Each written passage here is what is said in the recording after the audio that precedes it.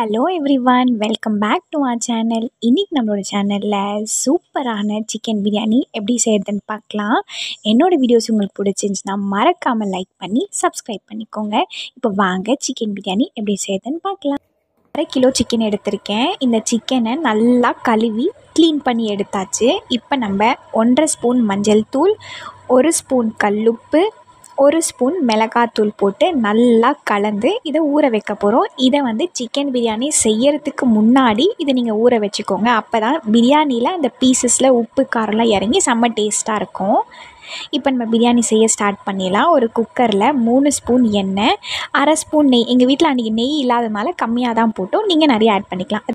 2 பிரியாணி இலை, 1 பட்டையை உடச்சி போட்டு 4 ஏலக்காய், 3 கிராம்பு, கொஞ்சமாக சோம்பு ஆட் பண்ணி அதை லைட்டாக வதக்கிக்கோங்க. 3 வெங்காயத்தை இந்த மாதிரி நீளமாக நறுக்கி ஆட் பண்ணிக்கோங்க.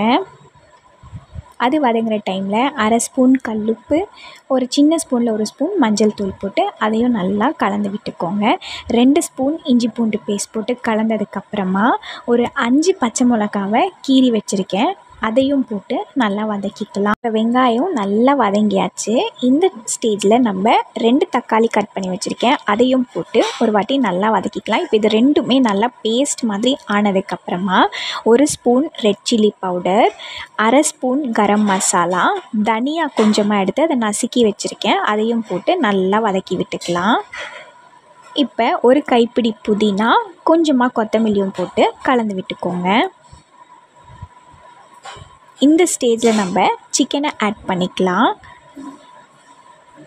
சிக்கனை போட்டு ஒரு வாட்டி கலந்து விட்டுக்கலாம்.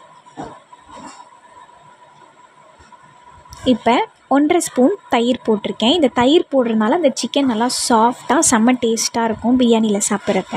இதை நல்லா கலந்து விட்டதுக்கப்புறம் ஒரு 5 மினிட்ஸ் தட்டு போட்டு மூடி வச்சிடலாம். இப்போ அரிசி பார்த்திங்கன்னா நான் 3 கிளாஸ் அரிசி எடுத்திருக்கேன். 3 கிளாஸ் அரிசிக்கு 4.5 கிளாஸ் தண்ணி, 1 கிளாஸ்க்கு 1.5 கிளாஸ் அப்படின்ற கணக்கில் தண்ணி எடுத்து வச்சுருக்கேன்.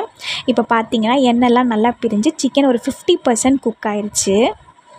இப்போ இந்த ஸ்டேஜில் நம்ம அரிசி ஊற வச்சுருக்கோம் இல்லையா, அந்த தண்ணியை மட்டும் ஊற்றி லைட்டாக ஒரு வாட்டி கலந்து விட்டுக்கோங்க.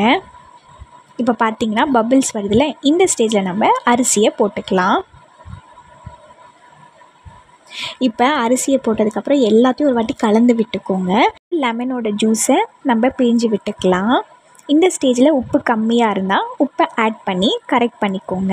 லைட்டாக புதினாவை மேலே தூவி விட்டு நம்ம குக்கரை மூடி ஒரே ஒரு விசில் வந்ததுக்கப்புறம் ஓப்பன் பண்ணி பார்த்தோன்னா நம்மளோட சூப்பரான செம்ம டேஸ்டான சிக்கன் பிரியாணி ரெடி ஆயிடுச்சு. அவ்வளோதான், நம்மளோட சூப்பரான நல்லா டேஸ்டியான சிக்கன் பிரியாணி ரெடி ஆயிடுச்சு. இதை மறக்காமல் ட்ரை பண்ணுங்கள், யம்மியாக இருக்குல்ல. இந்த வீடியோ உங்களுக்கு பிடிச்சிருந்துச்சுன்னா மறக்காமல் ப்ரீத்திஸ் கிச்சனை சப்ஸ்கிரைப் பண்ணி பக்கத்தில் இருக்க பெல் பட்டனை கிளிக் பண்ணிக்கோங்க. அப்போ தான் நான் போடுற வீடியோஸ் எல்லாம் நோட்டிஃபிகேஷனாக உங்களுக்கு சேரும். தேங்க்யூ ஸோ மச் ஃபார் வாட்சிங் கைஸ். பாய்.